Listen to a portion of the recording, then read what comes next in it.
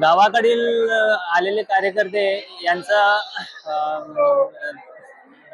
ह्याच्याबद्दल लक्षात घेता आम्ही कालपासून ओपीडी चालू केलेली आहे। माऊली ट्रस्ट म्हणून आहे जे फ्री मेडिकेशन आपल्याला देतात।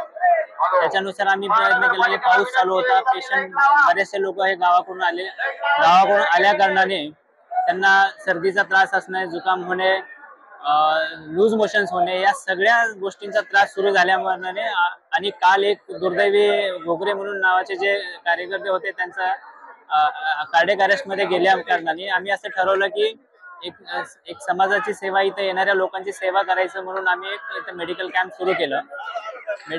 काल पण आम्ही मेडिकल सेवा साधारण 2-2.5 हजार लोकांना फ्री मेडिसिन दिले। तसंच आज पण आम्ही साधारण 2-2.5 हजार लोकांना मेडिसिन फ्री दिले। दुपारी साधारणतः मी इथं ओपीडी काढत असताना मला अचानकपणे काही कार्यकर्ते येऊन मला सांगितलं की पेशंट तिथे एक कोलॅप्स झालेले आहेत, तर तुम्ही येऊन बघता का। गर्दीतून प्रचंड गर्दी होती, गर्दीमधून वाट काढत आम्ही तिथे जाऊन पाहिलं तर पेशंट बेशुद्ध अवस्थेमध्ये पडलेला होता, त्याची पल्स लागत नव्हती।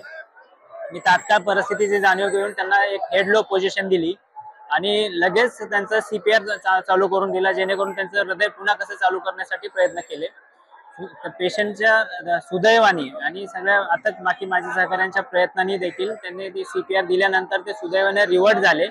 तातडीने पोलीस असतील, बाकीच्या प्रशासन पण लगेच तातडीने मदत करून अँब्युलन्सची अरेंजमेंट करले आणि पेशंटचं रिव्हायवल झाल्यानंतर आम्ही तातडीने रुग्णाला जवळच्या जीटी हॉस्पिटलमध्ये तिथं ट्रान्सफर करून दिले। त्याच्यामध्ये हे सर्व करत असताना पेशंटचा जे लोकांनी घरगुती उपाय वगैरे पण चालू केले होते। सर्वात महत्वाचा मुद्दा हा की मेडिकलच्या ज्या आम्ही सीपीआर करत असताना देखील लोकांनी तिथे कांदे आणून हे करून त्यांचं पण त्यांच्या पद्धतीने ते त्याला रिवाईव्ह करत होते।